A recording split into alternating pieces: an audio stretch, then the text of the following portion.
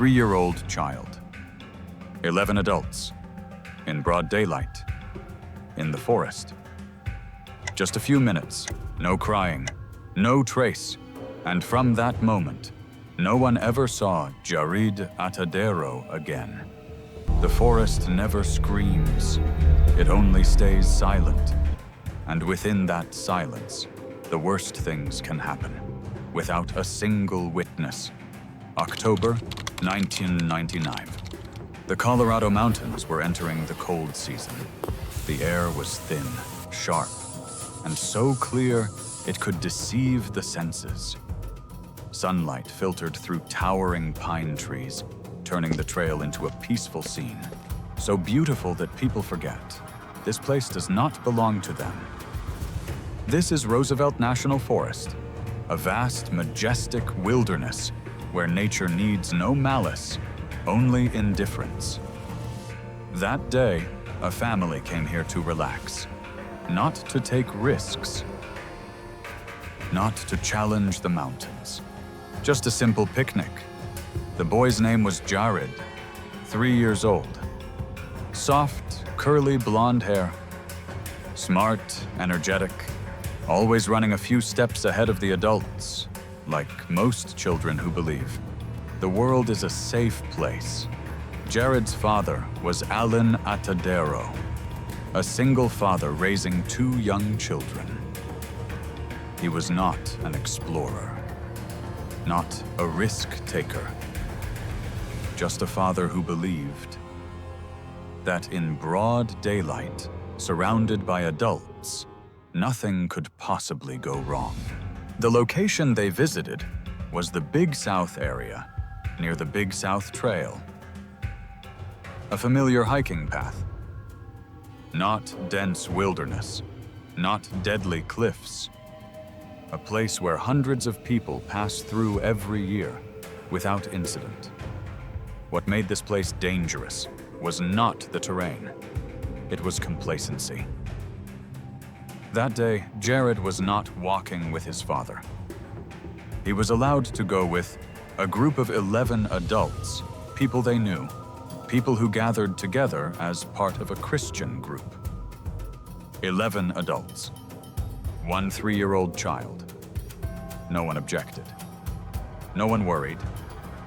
No one thought it was necessary to assign a single person to watch the child. And that is where the mistake began. Each person in the group believed that someone else was watching Jaryd. A collective illusion. A chain of responsibility, quietly broken, without anyone noticing. On the trail, Jaryd moved faster. He liked being ahead. He liked exploring. He liked greeting strangers, because at that age, there is no concept of danger. Up ahead, 2 men were fishing by a stream. Jaryd ran up to them, waved, talked. They smiled. They saw a little boy. They saw him turn around and run back. Whistle. That was the last time anyone ever saw Jaryd Atadero alive. Just minutes later, when the adults realized the child was no longer ahead, no longer behind, no longer anywhere at all, a 3-year-old boy had vanished in broad daylight in the forest among 11 adults. No one saw him leave the trail. No one saw him fall. No one heard a sound. It was as if Jaryd Atadero had been erased from the frame of the world. And that moment, the moment his father realized his son was no longer there, was the moment his life was permanently divided in 2, before Jaryd disappeared. And every day after, when the last adult in the group finally realized Jaryd was nowhere to be found, panic did not come immediately. At first there was confusion, then small questions. Repeated again and again. Where did he go? He was just up ahead. Who was watching him? No one had an answer. Just minutes earlier, Jaryd Atadero had been running along this very trail. There was no reason for him to disappear so quickly. According to later statements, the window between Jaryd's last sighting and the moment they realized he was gone was only 10 to 15 minutes. It wasn't hours. It wasn't an entire afternoon. It was just a short window of time, enough for a child to wander out of view, but not enough to defy reason. But the vast wilderness, the towering trees, and everything around a missing child can become a reason. The initial search was instinctive. They called the boy's name. They ran back and forth along the trail. They believed Jaryd had only wandered a few meters away, that he would answer, that he would cry. But no crying ever came. As night began to fall, a colder truth slowly took shape. This was no longer a child who had simply wandered off. Police were called. Rescue teams were deployed. And within just a few hours, the situation shifted from a short-term missing child to a full-scale emergency. In the days that followed, the forest where Jaryd disappeared was no longer quiet. Helicopters circled overhead. Rotor blades tore through the mountain air. Hundreds of people, law enforcement, professional rescuers, local volunteers poured into every ravine, every thicket. This became one of the largest missing child searches in Colorado history. Here are the translation options, keeping the pacing suitable for a video script with visual cuts. In the first few days, over 200 people joined the search. Police, professional rescue teams, local volunteers, helicopters scoured from above. Tracking dogs worked the ground. The maps were gridded out, meter by meter. But the more they searched, the more silent the forest grew. Maps were gridded. Areas were searched, meter by meter. Streams were waded upstream. Forest sections were cut into search lines. By logic alone, there was no way a 3-year-old child could have traveled more than a few hundred meters in such a short amount of time. But logic began to collapse from the very first day. The silence that could not be explained. There were no child-sized footprints, no broken branches, no torn fabric caught on brush, no toy. Nothing that suggested Jaryd had ever left the trail. Even places where a child could have fallen, could have slipped, could have panicked, were emptied. And this was the point where many investigators began to worry. This area was not dense, impenetrable wilderness. The terrain was open. Visibility was good, too. Not the kind of place where a child could be swallowed without leaving a trace. So then, where did Jaryd go? Tracking dogs were brought in.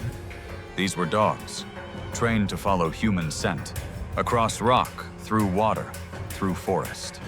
Hope was placed in them. They began at the last point, where Jaryd had been seen.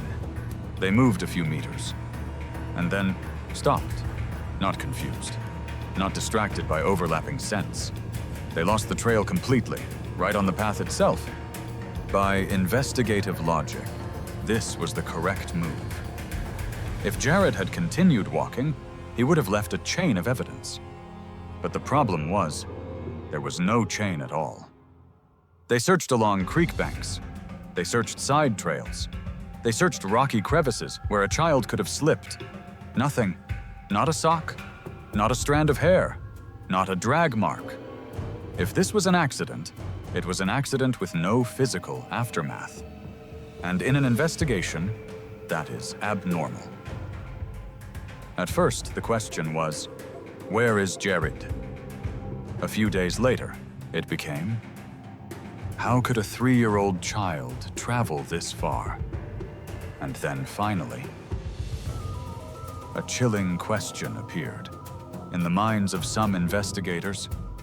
Though no one said it out loud on camera, something took the child from this place. Not the child wandered off, not the child fell, but the child was removed from the ground itself. 11 adults, 11 versions of the story. None of them seriously contradicted each other, yet none of them fully aligned.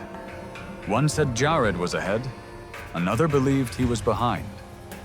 No one could recall exactly the precise moment they last saw him. These were not lies, but fragmented memories, shattered by panic.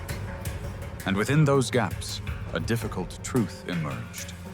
No one was truly watching Jaryd. So, in psychology, this is known as the diffusion of responsibility. When there are too many people around, every individual believes that someone else is watching. And in that gap, malice isn't required. All it takes is a moment. While search teams expanded the map, the father narrowed his world. He replayed every detail, every sentence, every step. And inevitably, a thought surfaced that no parent ever wants to face. What if someone in the group knew more than they were saying? What if Jaryd did not simply vanish? This was the moment when trust began to crack, not because of evidence, but because of prolonged silence. After weeks, the large-scale search came to an end. Not because Jaryd was found, but because there was nothing left to search.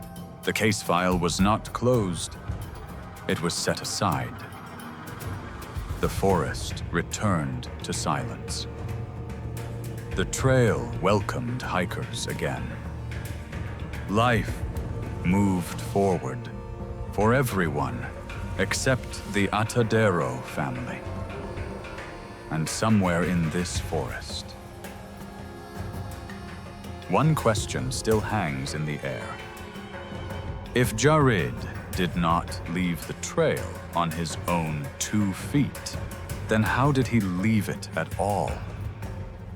4 years passed with no news, no clues, no explanation.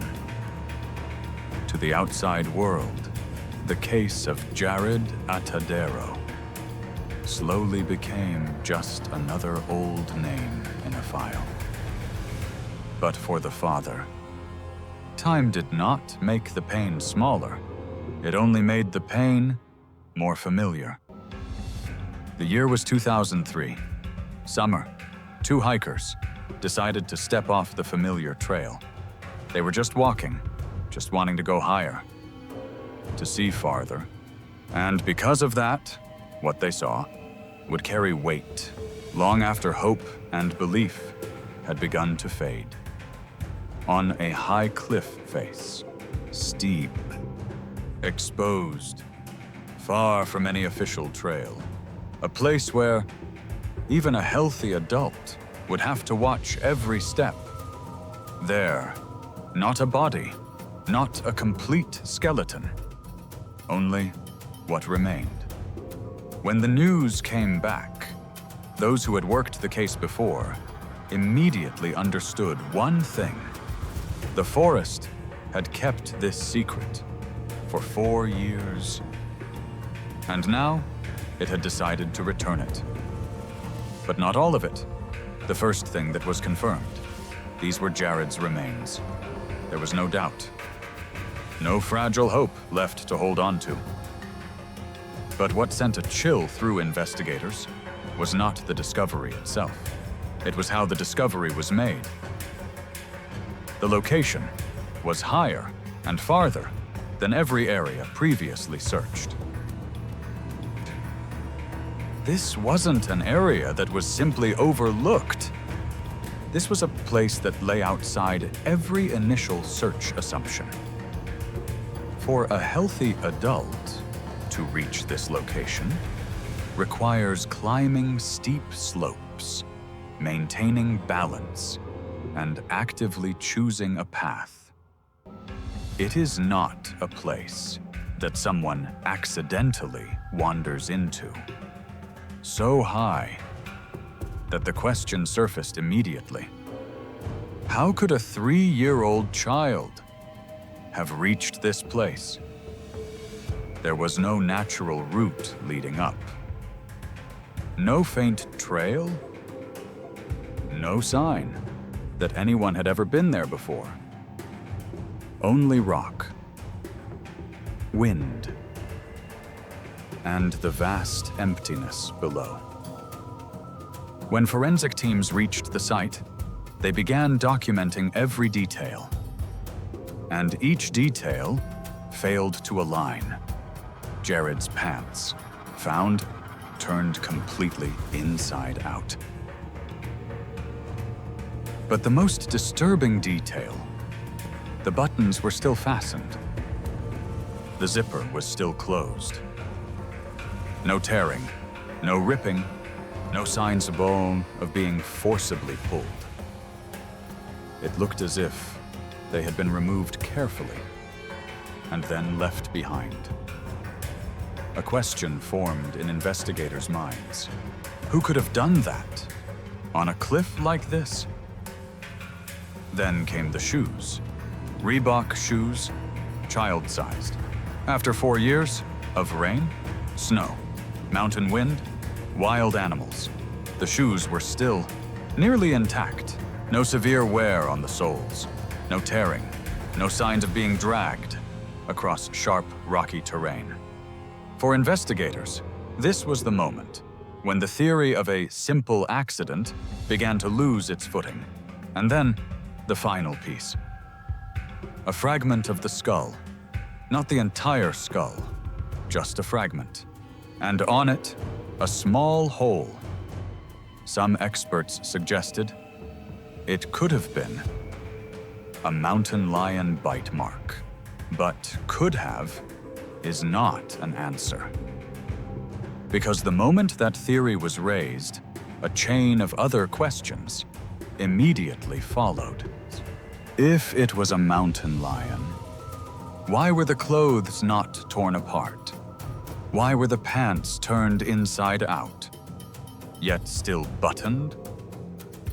If it was a mountain lion, why did the shoes show no signs of being dragged across rock? If it was a mountain lion, why were the remains found at such an illogical elevation? This discovery did not close the case. It forced another door open. A door leading straight into the gray zone of things that cannot be explained by simple logic. When investigators returned to the map, they did what is done in every case. They placed the scene into logical context.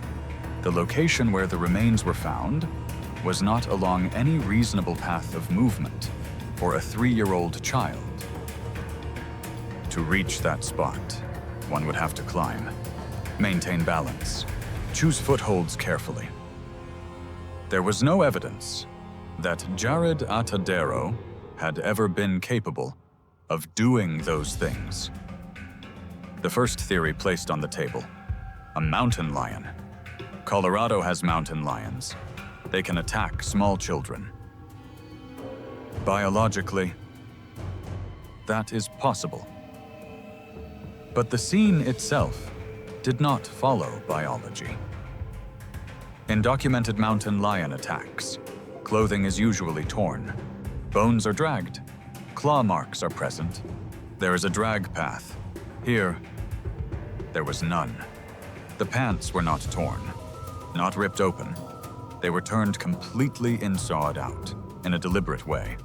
That is not the result of claws. It resembles the act of being removed.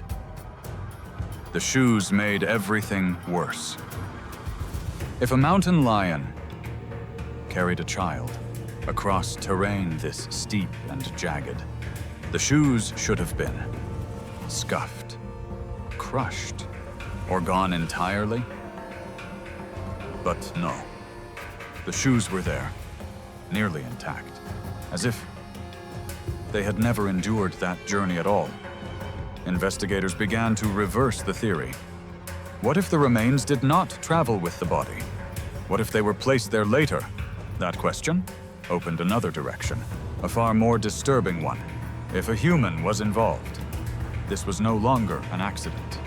But there were no witnesses, no reports of strangers, no suspicious vehicles. Only one reality remained. The scene did not tell a single consistent story. Forensic teams continued examining the skull fragment. The small hole could have been a bite mark, could have been post-decomposition damage, could have been environmental impact, could have was not enough. And in criminal investigation, the most dangerous cases are the ones that survive on the word maybe. When the official report was released, it stated no evidence of foul play, cause of death undetermined. On paper, the case moved toward closure. In reality, it entered its most haunting phase. For the father, the recovery of remains brought no peace. It brought hundreds of new questions. If his son was attacked by an animal, why was the scene so orderly? If his son wandered off, why were there no walking traces? If his son was taken, who did it and why? The forest returned part of the truth. But it kept the most important piece: how Jaryd left the trail. And from that moment on, this case no longer belonged solely to search and rescue files. It crossed into another category: disappearances that refused to follow rules. After Jaryd Atadero's remains were found, the investigation did not lack theories. The problem was this: none of them could explain the entire scene. Theory 1: mountain lion. This became the official conclusion. But the scene did not behave like an animal attack. Mountain lions tear clothing. They do not turn pants inside out. Mountain lions drag their prey. They do not leave neatly placed clothing on a high cliff. Jaryd's shoes were nearly intact.